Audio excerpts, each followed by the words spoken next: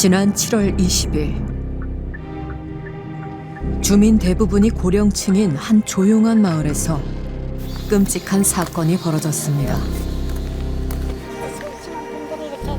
아유, 나 좀 봐요, 이렇게 엄청난데 여기로 우리가 늙은이들은 맨날 요거 경로당이라 여기 다니는데 일어나서 미석고 어느 때는 손톱하고 아주 속상해 그 얼렁증을 치고. 마을 회관 건물 1층에 자리 잡은 카페. 경찰 통제선 너머 산산이 부서진 유리 파편과 함께 핏자국이 선명합니다. 대체 무슨 일이 있었던 걸까? 우리 이제 싫은 소리가 나면 이제 여자가 먼저 내려와가지고 문을 걸어 주는 거야. 그러니까 이놈의 찌차가 뭐가 이래 앞대가리 나오는데 그걸로 갖다 길에 받은 거예요. 그게 아유 차가 저렇게 들어갔을 때 어째 사람은 안 다치겠다 뭐 어쨌다 우린 감히선 그랬지. 그랬는데 어떤 사람이 그러잖아. 저기 여자를 죽이단다고. 그러니까 그만 속고 댕기고 막 이게 가슴이 벌렁벌렁벌렁 하더라고. 인근 건물에 설치되어 있는 감시 카메라에 그날의 흔적이 남아있지 않을까. 직접 확인해보기로 했습니다.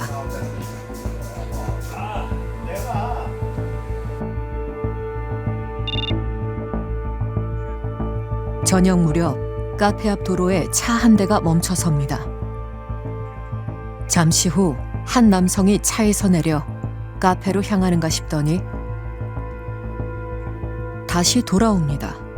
그런데 남성이 차에 올라타더니 그대로 차를 몰고 카페로 돌진합니다. 한번 앉아 이렇게 또 뺐다가 또 뒤로 가서 두 번을 받고 난 다음에 이제 막 소리를 지르고 막 이렇게 저기 차에 이제 바로 놓고 차에서 내려가지고. 카페로 들이닥친 남자가 다시 나온 것은 그로부터 6분여 만의 일이었습니다. 자끌자끌하게 막 싸우는 소리가 막 나더래요. 그러더니 남자가 나오는데 피가 막 옷에 막 묻어가지고 내 신세 망쳤다고 이러면서 전화를 자기가 해드려요. 내가 사람 죽였다고. 범행 직후 곧장 경찰에 전화해 자수했다는 것. 사람들이 봤는데 숨을 내는 줄 알긴지 난 내 신생 저기 뛰어오다잖아. 피해자는 심정지 상태로 병원으로 이송 중 숨을 거뒀습니다.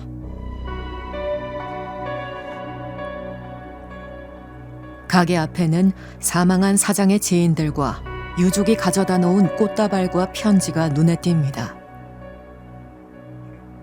대체 무슨 사연이 있어 죽음에 이르게 된 걸까? 수소문 끝에 유족과 연락이 닿았습니다. 예, 안녕하세요. 저는 KBS의 김민혜 PD라고 하는데요. 네, 어머님 사건에 대해서 좀 취재를 하게 돼가지고. 가족들도 있어서 한번 얘기 잘 해보고 네. 연락드리겠습니다. 피해자가 카페를 열기 전부터 알고 지냈다는 지인도 만났습니다. 수년 전 지인의 가게에서 일을 배웠다는 피해자. 커피 배우고 싶다고 하셔서 저희 매장에 오셔서 1년 정도 일을 하시다가 이제 저쪽에 그 마을회관이 비어 있어서 이제 계약을 했다. 피해자는 50대 초반의 김선영 씨. 2년 전 카페를 차리면서 이 마을에 정착했다고 합니다. 그녀의 SNS 계정엔 새로 시작한 카페에 대한 애정이 엿보입니다. 되게 밝으셨어요. 그래서 성격 자체가 되게 밝고 좀 친근하게 많이 살뜰하게 좀 챙겨주시는 그런 성격이셨어요. 저희 애기 옷도 엄청 검색하셔가지고 선물도 해주시고 네, 그랬던 기억들이 좀 있어서 안타까운 마음이 좀 큽니다. 네. 아직까지 가해 남성과는 어떤 관계였을까? 몇 달 전부터 카카오 프로필 사진이 남자분하고 찍은 게 바꾸셔가지고 아 이제 연애를 시작하셨구나. 주민들의 기억도 다르지 않았습니다. 사람은 참 좋았어. 시계리 노인네들하고 커피값을 한 천씩 싸게 받고 뭐 적 같은 거 풀가지고 그거 뭐 아주 노인네들한테는 잘. 남자는 보신 적 있으세요? 남자는 그 사고 나고 봤지. 한 달 건조 됐을걸? 또 들라 그랬는데 그 남자가 둘이 만날 먹으러 댕기고 만날 그랬는데 남자에 대해선 얼굴 몇 번 본 것이 전부라는 겁니다. 인천에서 살면서 충주를 오가며 장거리 연애를 해왔다는 가해자. 추적 끝에 최근까지 그와 함께 일했다는 직장 동료를 찾았습니다. 숙제에서 전화가 왔었어요. 아, 선생님한테요? 네. 그런데 이제 경찰서 유치장이라고 이렇게 전화가 와가지고 농담인 줄 알았는데 이제 그 다음날 그 경찰서에서 저한테 전화가 왔었어요. 좀 한번 오셔야 될 것 같다고. 그래서 내려갔던 거죠. 그냥 미안하다고. 그 얘기 하시고 뒷정리 좀 잘 해달라고. 가해자와 알고 지낸 지 10년이 넘었다는 동료. 지금도 그의 범행이 믿기지 않는다고 했습니다. 여자들한테 되게 젠틀하거든요. 친구들이 뭐 여자하고 싸워서 뭐 손찌검 했다 막 그러면 막 사내는 뭐 오줌 못 났으면 뭐 손찌검 하냐면서 막 쌍욕해다면서 막 막무라고 하거든 친구들한테. 그런데 오히려 그런 형이 저렇게 됐다니까 더 안 붙은 거지 사실. 자신의 연인을 그토록 잔인하게 살해한 이유는 무엇일까? 올해 2월부터 사귀어왔는데 살해 전날 인천에서 이제 좀 모임 자리에서 말다툼을 했대. 말다툼. 거기서 뭐 폭행으로도 신고가 됐고 이제 분리 조치돼서 여자는 충주 오고 본인은 인천에 있었는데 이제 그러고 나서 또 통화를 한 와중에 여자 쪽에서 이제 일방적으로 우리 그만 만나자. 배신당한 기분이고 뭐 이런 새벽까지 먹고 술이 덜 깬 상태에서 운전할 것 같다. 며칠 뒤 피해자의 아들에게서 문자 메시지가 도착했습니다. 만나서 이야기하기는 어렵겠지만 문자로는 대화가 가능하다는 것.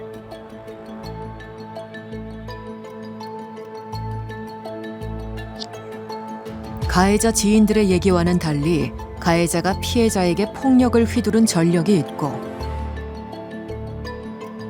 가해자의 휴대전화에 CCTV 앱을 깔아 카페 내부를 실시간으로 지켜봤다고도 했습니다.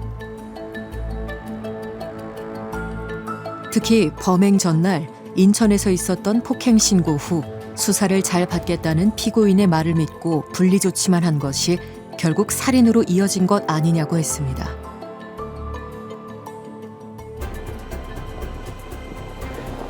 과거 데이트 폭력이라는 이름으로 조명돼 왔던 연인 간 범죄. 최근엔 폭력을 넘어 잔혹한 살인 사건이 잇따르면서 시민들을 불안케 하고 있습니다. 헤어진 남자친구에게 폭행을 당한 20대 여성이 열흘 만에 숨졌습니다. 20대 남성의 여자친구 모녀에게 지난해 살인 미수 4건 중 1건은 연인이나 배우자 등 친밀한 관계에서 벌어졌습니다. 이들은 왜 한때 사랑했던 사람을 상대로 잔혹한 범행을 저지른 걸까?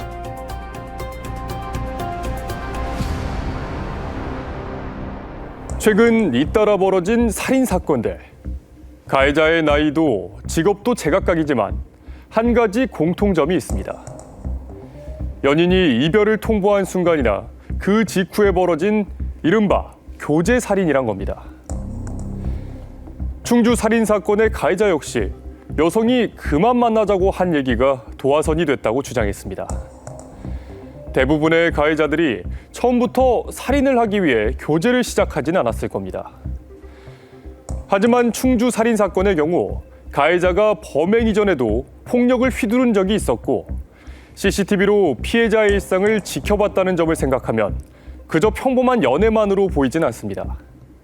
어쩌면 이것이 일종의 위험 신호는 아니었을까요? 오늘 추적 60분은 한때 연인이었던 두 사람이 대체 어떤 과정을 거쳐 살인자와 피해자의 관계에 이르게 되는지, 또 극단적인 사태가 벌어지기 전 막을 방법은 없는지 자세히 들여다보려 합니다. 먼저 사귀던 연인의 폭력으로 인해 생사의 기로에 내몰렸던 피해 생존자들을 만났습니다. 최근까지 학원 강사로 일했던 30대 중반의 이주연 씨. 언니 안녕하세요. 이날은 오랜만에 단골 가게를 찾았습니다. 여름적이었으니까 딱 1년 됐죠 이제. 벌써 1년. 네. 그냥 거의 집 밖에서 안 나오는 것 같아요. 아니면 사람도 많이 만나는데. 퇴근길에 매일같이 들르던 곳이지만 발길을 끊을 수밖에 없었다는 주연 씨. 헤어진 남자친구 때문입니다. 저기예요. 네 맞아요. 여기서 구타 옷이 막 다 찢어졌었어요. 한 100일 됐어가지고 이 뒤에 있는 그 술집에서 이제 같이 술을 마시고 있는데 너 태도가 뭐냐면서 막 무작위로 맞았어요. 뭐 주먹으로 막 배를 막 가격하고 좀 부끄러운 얘기인데 소변이 살짝 이렇게 실수를 할 정도로 세게 맞았었어요. 인근 주민의 신고로 위험한 상황은 피했다는 주연 씨. 교제 초반부터 가해자는 폭력적이었다고 했습니다. 화가 좀 나면은 그렇게 소리를 지르고 뭘 그렇게 던져요. 발로 막 차고. 그래서 그런 부분들 때문에 헤어짐을 계속 저는 원했었던 거고. 동거 중인 주연 씨의 집에서 나가달라고 할 때면 말다툼이 시작됐고 구타로 이어졌습니다.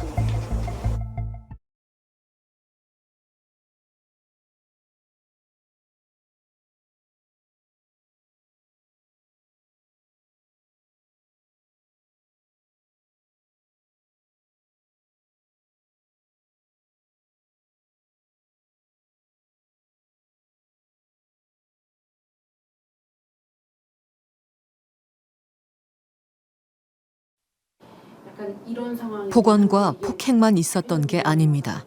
수업을 할 때도 화장을 하나도 못하고 그냥 가요. 화장을 하면 학부모하고 바람날 것 같다고.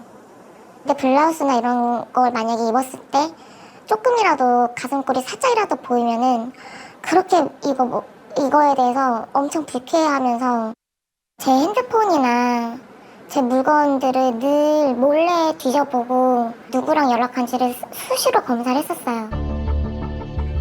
일거수일투족을 감시하는가 하면 외출을 하지 못하게 문을 잠그거나 소지품을 숨기기도 했습니다.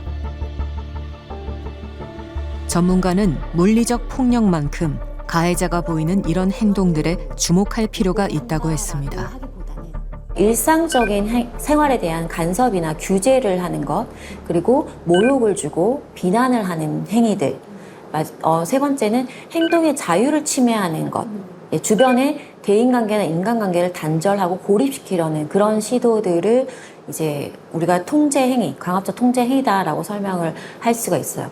이런 행위들은 사실은 우리가 보면 굉장히 가시적이거나 폭력적인 행위로 느껴지진 않거든요.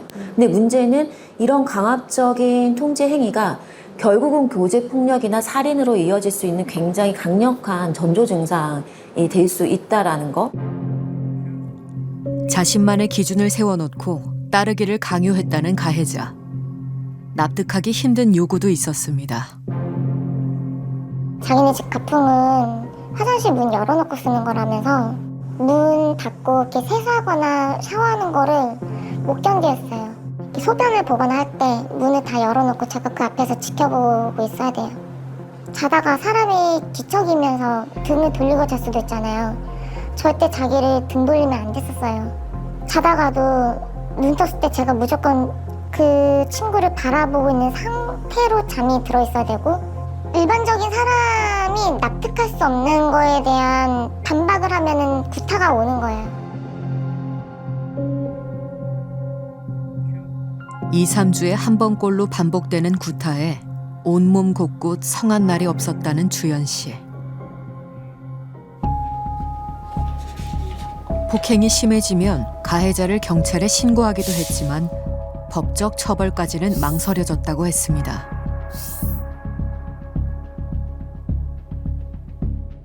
남자분이랑 통화했고 이제 웬만하면 사건 접수하시는 게 좀 낫지 않겠나고 선생님한테 말씀을 드리려고. 나중에라도 혹시 뭐 찾아오거나 뭐 그렇게 되면 제가 접수할 수 있는 거잖아요. 네네. 가해자는 폭력을 점점 정당화하기 시작했다고 합니다. 저한테 길티라고 했었어요. 죄인? 자기는 죄인을 용서하는 사람. 이런 식의 관계 설정을 만들어 놓고 나는 오늘 일 끝나면은 그냥 영화 하나 보고 가려고요. 아, 그래요? 난 저희한테 네.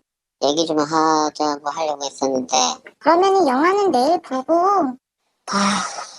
답답해라. 네, 왜 오늘 굳이 영화를 보겠다라고 하는 건데요? 그냥 좀 속상한 일도 뭐 있었고 그래서 영화 보면서 좀 풀고 싶었어요. 내가 지금 어떤 상황인지 모르는 게 아니잖아요. 아 그러면은 모르는 게 아니 들으라고 좀! 들으라고. 알았어요. 얘기하세요. 사람 말이 듣는 게 그렇게 어려워? 알았어요. 미안해요. 얘기해요. 사람 말 끊는 게 그렇게 좋아요? 미안해요. 얘기해요. 사람이 말을 하고 있으면 좀 들으라고. 말하고 있잖아. 미안해요. 말하고 있잖아. 대답해. 말하고 있잖아. 맞아요. 말하고 있었어요. 미안해요. 피해자는 처음에는 저항을 하다가 나중에는 답변이 점점 짧아져요. 네, 알았어요. 그렇게 할게요. 잘못했어요. 미안해요. 대화라기보다는 일방적인 한 사람의 강요와 압박이고요. 피해자는 그걸 받아들이는 굉장히 종속된 노예와 같은 행동들을 보이고 있는 것들이 가피해자의 사이에서 나타나는 이 관계적 특징이라고 저는 봤습니다. 자발적으로 너가 해서 너의 마음을 보여줘야 내가 사랑받고 있는 가치를 느끼는데 내가 일방적으로 요구하고 위협하고 윽박질러서 그 결과물을 얻게 되면 존재감을, 자존감을 회복할 수가 없는 거예요. 기대에 대한 좌절이 되면서 폭력성이 이제 발현되게 되는 거죠. 거부 민감성이 높은 특성. 그래서 거절했을 때에 이런 극단적인 반응을 보인다던가 거부하는 언행이 아닌데도 불구하고 이걸 굉장히 부정적으로 해석해서 민감하게 이제 반응하는 그런 특성이 발견이 됐습니다. 폭력의 수위가 점점 더 높아지면서 생명의 위협까지 느끼게 됐다는 주연 씨. 탈출구를 찾아야만 했습니다.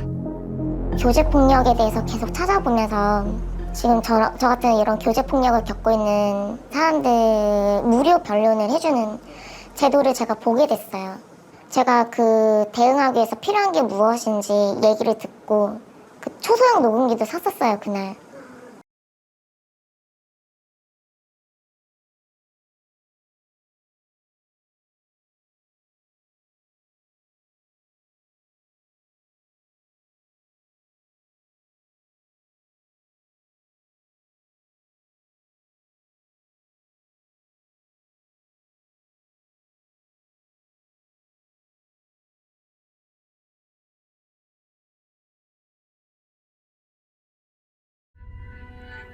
감시의 눈을 피해 문자로 겨우 도움을 요청했다는 주연 씨. 실제로 피해자분이 여러 번 경찰 신고를 했음에도 불구하고 그냥 늘 돌아갔던 경험이 많았기 때문에 적극적으로 외부에서 도움을 구하고 또 이제 적극적으로 분리를 해야 된다고 주변에서 이제 저를 포함한 다른 분들이 얘기를 해줘서 그 상황을 종결시킬 수 있었던 게.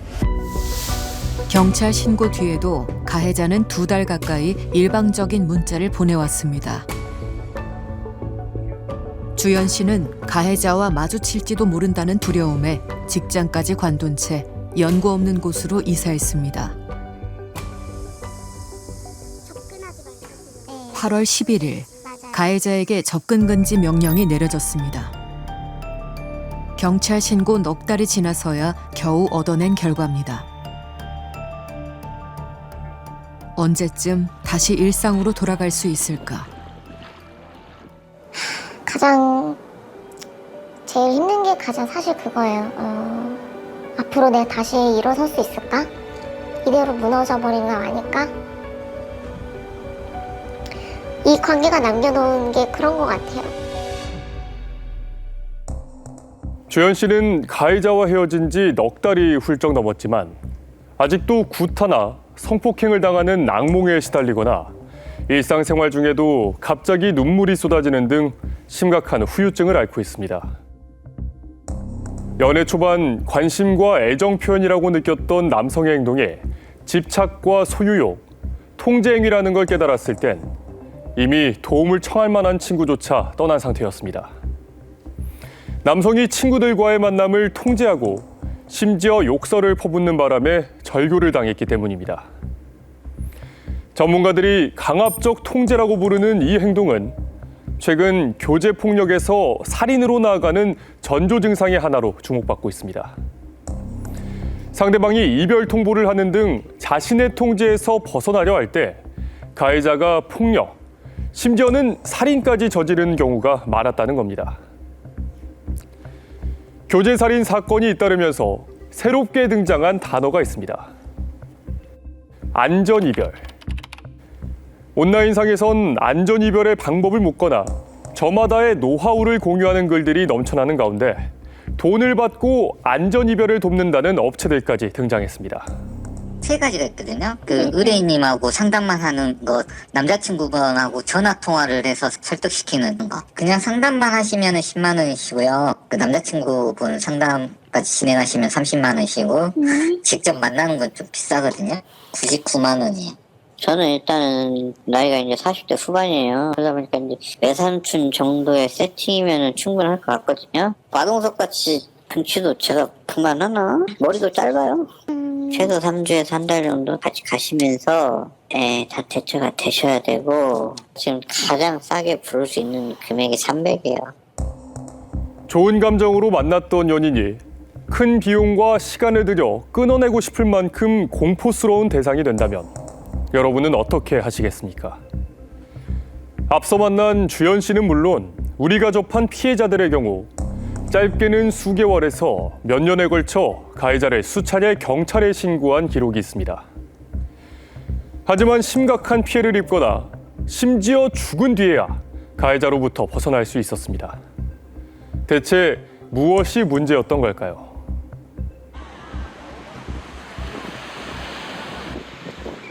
여유로운 휴식을 즐기기 위해 바닷가를 찾은 사람들. 누군가에겐 평범한 일상이지만 32살 소희 씨에겐 꿈조차 꾸기 힘든 풍경입니다. 다 다쳤고 갈비뼈가 절단되면 신경도 끊어졌고 하니까 이게 계속 통증이 있거든요. 흉통도 있고 신경 때문에 계속 피도 안 통하고 이 자체가 되게 아프고 찌릿찌릿하게 아픈데 그냥 제 상체는 진짜 난도질 되어 있다고 해야 되나?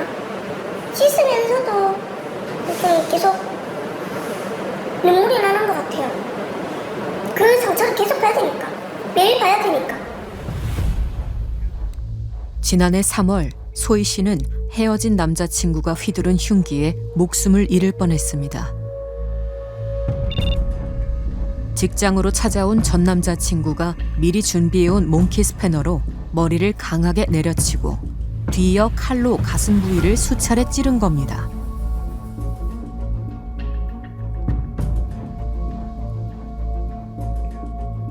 비명 소리를 듣고 달려온 동료들이 가까스로 가해자를 제압했지만 소희 씨는 이미 중상을 입은 뒤였습니다. 머리는 7cm가 찢어졌고 횡격막과 간, 폐까지 손상을 입었습니다. 죽음의 문턱에서 겨우 살아 돌아온 소희 씨. 가해자는 왜 그녀를 공격했을까? 도박, 그 다음에 불법 사채, 그 다음에 본인이 해결할 수 없을 정도로 빚이 불어나서 이제 카드론을 현금 서비스를 했다 하더라고요. 빚이 한 1억 가까이 됐어요. 못 만난다라고 하니까 그때부터 이제 집착성이 너무 심해진 거죠. 처음에는 구걸하듯이 좀 울면서 무릎 꿇기도 하고 근데 그 방법이 통하지 않으니까 헤어지자고 하면 무조건 두드려 팼어요. 그냥 주위에 있는 물건들 다 던지고 목을 많이 졸랐었어요. 위에 완전 올라타서 제가 반항하지 못하게 하거나 이제 진짜 죽을 것 같아서 깨끗거리면 그때 놔주면서 한 번만 더 신기를 건드리면 이대로 죽는 거다. 그게 반복이었어요. 교제 초반부터 2년 가까이 이어진 괴롭힘. 이별을 말할 때면 자살을 암시하거나 후회하지 말라는 협박이 이어졌고 119와 경찰에 도움을 요청한 것도 여러 번이었습니다. 그리고 결별 엿새 뒤 2월 23일 날 무단으로 비밀번호를 치고 이제 들어와서 칼을 들어서 너 없으면 살 이유가 없다. 내가 죽든 네가 죽든 아니 그냥 같이 죽어야 된다 이렇게 얘기를 하더라고요. 언니가 급하게 와서 죄송합니다. 조용히라. 옆집에 나왔다. 조용히라. 뭐? 오빠 존나. 집으로 찾아와 흉기로 자해한 가해자. 오빠 이거 범죄예요. 지금 TV에서 일어날 법한 일들이 자꾸 오빠가 하고 있는 거예요. 이건 사람 감정을 그렇게 범죄로 얘기하지 마라. 사람 마음을 범죄라고 한 게 오빠 했는 행동이 범죄라고요. 본캐 스패너로 가격을 하기 전에 이미 자해를 하면서 이제 폭력적 위협이나 협박을 하는 시도를 했었고 찾아오거나 직접적으로 연락을 하는 스토킹 행위를 했다라는 것 자체가 굉장히 살인에 이르는 전조 증상이 나타났다라고 볼 수 있는데 이것을 과연 정말 이제 심각하게 인식했느냐? 경찰이 와서는 또 그 집이네? 처음이 아니라는 거잖아요. 그럼 무슨 조치를 해줬어야 되는데 경찰들은 그 가해자를 1층 내려 그냥 보내버린 거예요. 주거 침입과 특수 협박 혐의에도 경찰은 고향으로 가겠다는 가해자의 말만 믿고 그를 풀어줬습니다. 다음 날 고향에 있어야 할 가해자의 차량이 소희 씨의 직장 앞에서 목격됐지만 이때도 별다른 조치는 없었습니다. 처음에는 굉장히 집착을 하는 경향을 보이다가 나중에는 살해를 계획하게 됩니다. 가족이나 직장을 찾아가는 양상들을 보이게 됩니다. 이때 사법기관의 적극적인 개입이 없으면 피해자가 결국 살해당하는 양상으로 나타납니다. 근데 이 기간이 보통 한 달 정도 이내입니다. 그래서 굉장히 전형적인 교제 살인의 이런 양상들을 나타내고 있는 케이스라고 보여집니다. 그리고 일주일 뒤 범행 3시간여 전에도 가해자는 소희 씨의 직장으로 찾아왔습니다. 이때 이미 몽키 스패너와 칼을 소지한 상태였습니다. 직관을 이미 했거든요. 왼쪽 주머니에서 유난히 손을 안 빼고 살짝 움직였는데 쇠붙이 달걀은 부딪히는 소리가 나서 저건 분명히 칼이다라는 직감이 있어서 뒷걸음을 쳤었거든요. 대화가 끝난 직후 가해자는 일주일 전 저지른 주거 침입 사건의 조사를 받기 위해 경찰서로 향했습니다. 이후 소희 씨는 담당 수사관에게 전화해 가해자가 직장에 찾아왔음을 알리며 재차 도움을 요청했습니다. 담당 수사관한테 저 살려주세요. 저 아니면 언니 둘 중 한 명은 죽을 것 같아요 라고 했거든요. 피해자 조사받고 갔는데 여자 생겼다던데? 이렇게 하더라고요. 저한테 진술 다 받고 이제 고향 갈 거래. 그래서 지금 아마 갈 거야 라고 하더라고요. 괜찮다고 안심하라고. 그 길로 고향 간 게 아니라 저한테 걸어온 거예요. 경찰서 인근에 버렸던 흉기를 주워 소희 씨를 다시 불러낸 가해자. 경찰에 신고한 것을 따지며 계속 만날 것을 요구했지만 이를 거절하는 소희 씨에게 흉기를 휘둘렀습니다.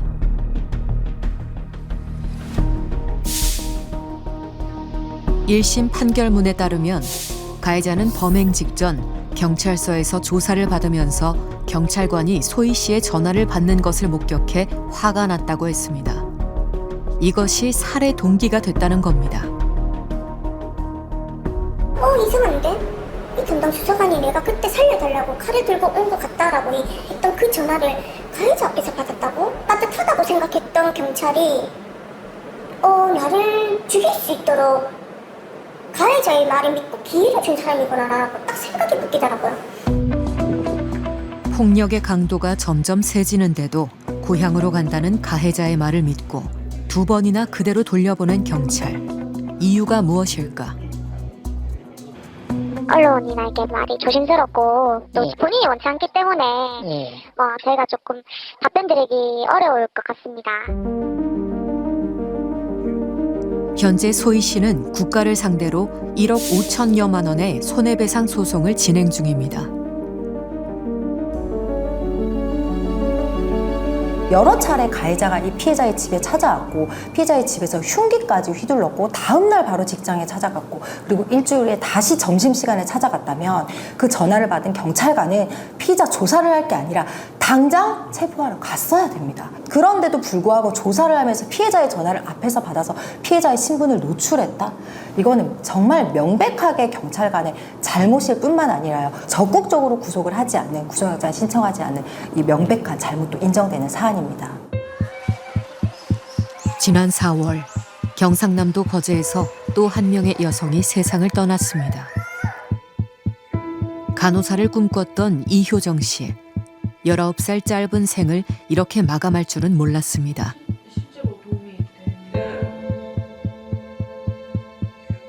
너무 일찍 떠나보낸 딸. 집에 와서 딱 있으면은 이제 생각이 많이 나지. 항상 표정이 밝았거든. 애교도 많고. 이게 친구들한테 진짜 인기가 엄청 많았어요. 효정 씨는 고등학생 때부터 사귄 남자친구가 있었다고 합니다. 사건이 있던 날은 이미 헤어진 상태였지만 한밤중에 효정 씨의 자취방에 침입했다는 전 남자친구. 9시 1분이에요. 우리 막내 학교 보내고 이제 커피 한잔 하려고 있는데 전화가 왔어요. 갑자기 막 울면서 엄마, 나 빨리 앞으로 와줘. 무슨 일 있어? 얘가 나 때렸어. 얘가 나 엄청 때렸는데 나 여기 문제 생겼어. 일단 얼굴을 세게 맞은 것 같대요. 정신을 순간적으로 잃었대요. 눈을 떠보니까 계속 때리고 있더래요. 그리고 목을 졸랐대요. 숨이 넘어가기 직전까지 딱딱딱 있어요, 손가락 자국이. 그거 보시고 의사 선생님도 빨리 신고하라고. 효정 씨는 1시간 가까이 무자비한 구타를 당한 끝에 겨우 병원으로 옮겨졌지만 몸 곳곳에 난 멍자국과 상처들이 채 사라지기도 전 숨을 거뒀습니다. 폭행을 당한 지 9일 만의 일이었습니다.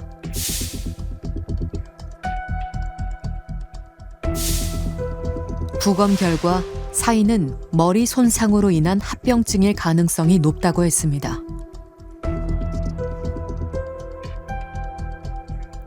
2년이라는 교제 기간 동안 효정 씨는 상습적인 폭행에 시달려왔습니다. 막을 수 있는 기회는 없었을까? 교제 시작 8개월 뒤인 재작년 12월부터 한 달에 한 번꼴로 경찰에 도움을 요청했던 효정 씨. 마지막 폭행까지 경찰 신고 기록이 12건에 달합니다. 하지만 매번 연인 사이의 사소한 다툼이나 쌍방 폭행으로 마무리됐습니다. 대체 무엇이 문제였을까? 관할 경찰서에 물었습니다. 그의 폭력이라는 거는 적을 원치 않고, 왜냐하면 그러면 우리가 피해자를 보호는 할 수 있는데 가해자를 오지 말라고 방하는 법은 없거든요. 그래서 그걸 법을 만들다라고는 알고 있는데. 교제 폭력에서 가장 빈번한 폭행, 협박죄의 경우 피해자가 원해야만 처벌할 수 있는 반의사 불벌죄란 겁니다. 피해자가 처벌을 원치 않는 이유는 무엇일까?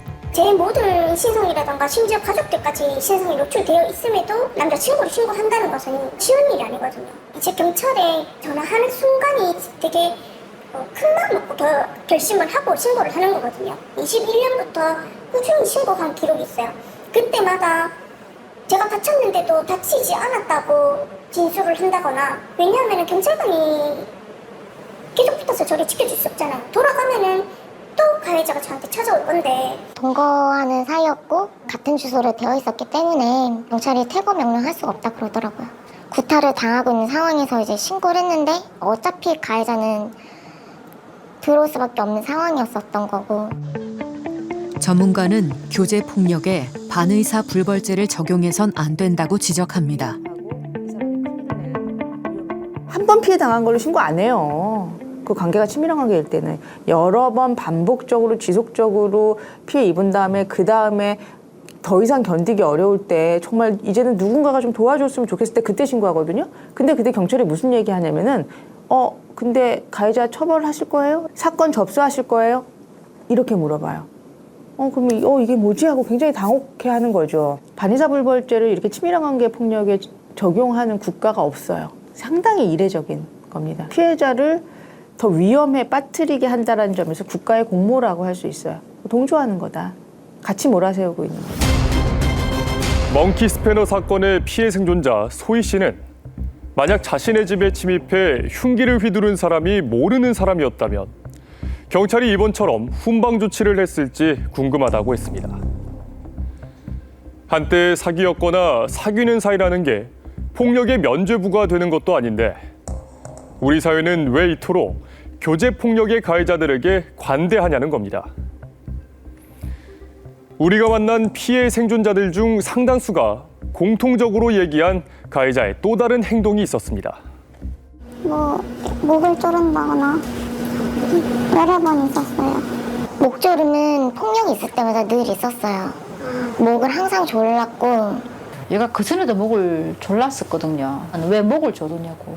그러다 사람 죽는다고. 근데 그게 현실이 됐어요. 이 목졸림 여러 번 당한 거는 아주 치명적인 피해 또는 살인 예고 행위예요. 전조 증상이에요. 때문에 전문가는 교제폭력 신고가 들어왔을 때 경찰이 신고자에게 목 졸린 경험이 있는지, 일상에서 얼마나 많은 통제를 당하고 있는지 묻는 걸로 위험도를 평가할 수 있다고 지적합니다. 극단적인 상황으로 치닫기 전 교제폭력을 막을 해결책은 없는 걸까요?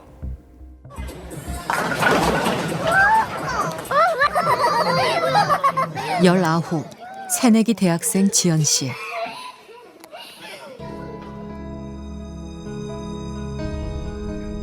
친구들과 추억을 남기기 위해 찍은 즉석 사진이 영정 사진이 될 줄 그때는 몰랐습니다.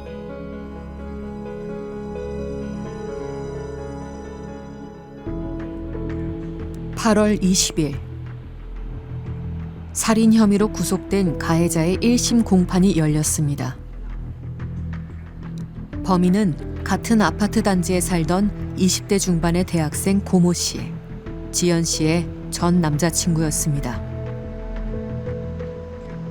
이날은 지연 씨가 살아있었더라면 그 어느 때보다 행복했을 날이기도 했습니다. 동생 생일이라고 할까요? 네, 막내 동생 생일.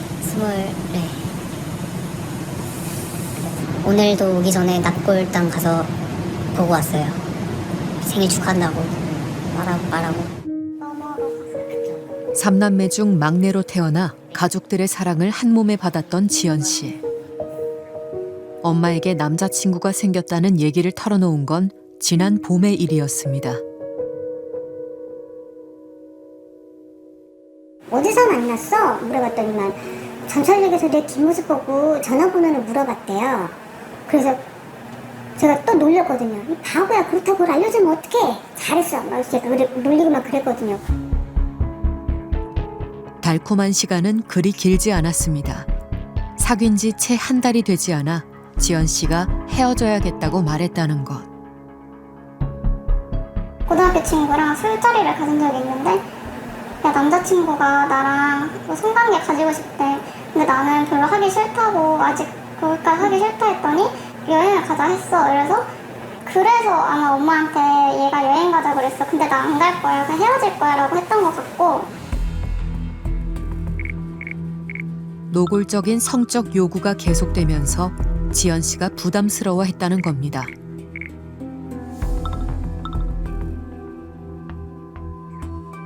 친구들과 주고받은 문자에 따르면 범행 당일 지연 씨의 이별 통보를 받은 가해자는 다시 만날 것을 요구했던 것으로 보입니다.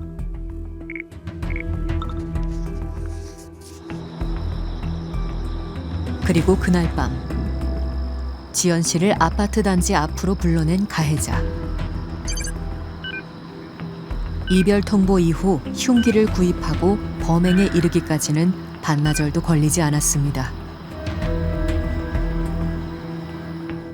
잡히자마자 한다는 말이 자기는 지금 조현병을 앓고 있는데 약을 안 먹어서 그런 일을 했다는 거예요. 한가게. 죄송합니다.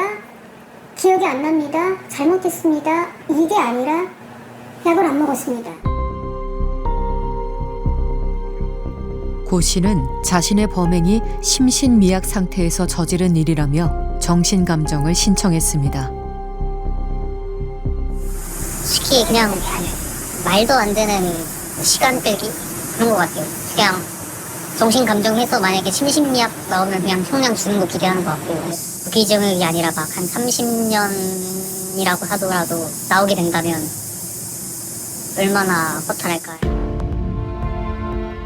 그렇다면 강력범죄로 발전하기에 앞서 포착할 수 있는 위험 신호는 무엇일까?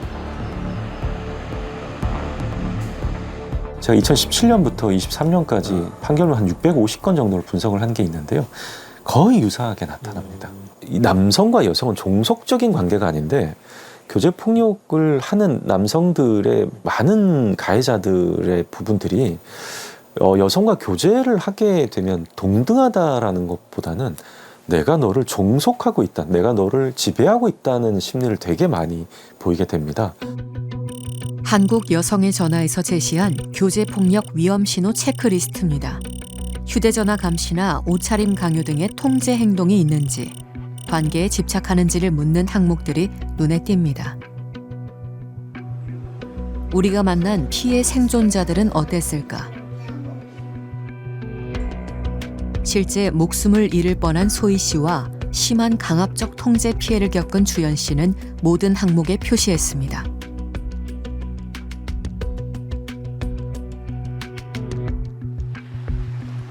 지난 2015년 세계 최초로 강압적 통제를 범죄로 규정한 영국. 가해자는 최대 5년의 징역형에 처해질 수 있지만 피해 생존자와 유족들은 아직 부족하다고 목소리를 높입니다. 지난해 딸을 잃은 샤론 홀랜드 씨도 그중 한 사람입니다. Chloe was very energetic, cheeky, mischievous, loved music, loved life and was happy most of the time. So lovely, polite, very clever at school. Everybody loved her. 23세 나이에 극단적인 선택을 한 클로이. 남자친구의 심각한 통제에 시달린 것이 원인이었습니다. It would have been controlling who she see, trying to cause arguments with the family, got rid of her friends, controlling what she wore.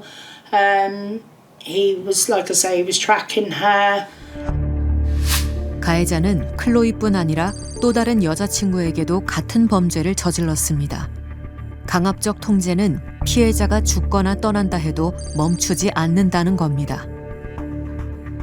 Chloe's ashes are in there. Yeah, I took her to court with me. He was sentenced to 3 years, 9 months. To be honest with you, I was happy that he got done for the coercive control because it was very important we got that because then with that we could take it further.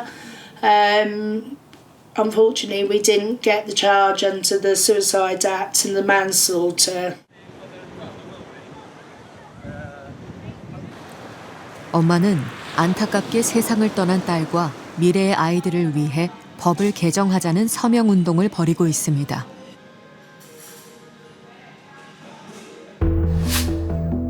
피해자가 강압적 통제로 인해 스스로 목숨을 끊을 경우 가해자에게 과실치사 혐의를 적용하는 등 그들이 초래한 고통에 상응하는 법적 책임을 물어야 한다는 내용.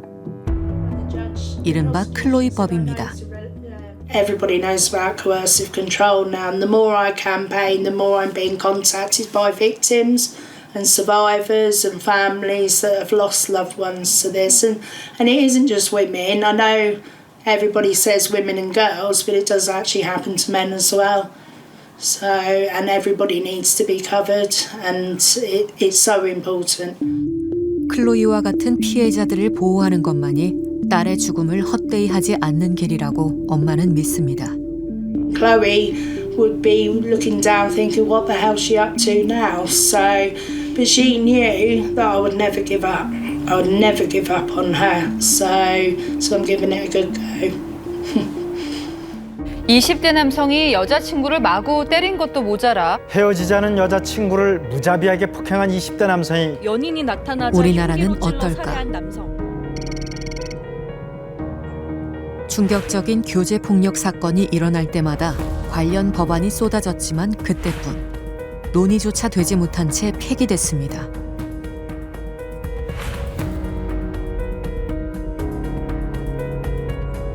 22대 국회에서도 교제폭력 방지법들이 발의됐습니다. 그중 2개 법안에 강압적 통제가 명시됐습니다. 과연 의미 있는 변화는 가능할까? 교제 중인 자에 대해서 또는 배우자에 대해서 통제 행위를 하면 안 된다라는 것이 법적 규정으로 조항으로 들어오게 되면은 수사관들의 매뉴얼이 달라져요. 피해자 만났을 때 이러한 질문들을 하고 피해자가 통제 피해자인지 아닌지를 반드시 확인하고 통제 피해자로 확인되는 경우에는 반드시 보호 조치한다. 그러면은 정말 많은 피해자들이 신고할 수 있고 그리고 생존할 수 있는 거죠. 세계 각국이 강압적 통제 행위를 처벌하는 법을 도입하거나 준비하는 가운데 특히 호주 일부주에선 강압적 통제 가해자를 최장 14년의 징역형에 처하는 법이 내년부터 시행될 예정입니다. 상대방을 소유하고 통제하려는 욕구가 결국에는 살인까지 이를 수 있는 위험 요인이고 피해자의 안전을 위해선 공권력이 제때 개입하는 게 중요하다는 사실을 깨달았기 때문입니다. 취재를 하는 동안에도 다 담을 수 없을 만큼 많은 교제폭력, 살인사건이 잇따랐습니다. 헤어질 결심에도 안전할 수 있는 사회. 얼마나 더 큰 희생을 치러야 가능한 겁니까?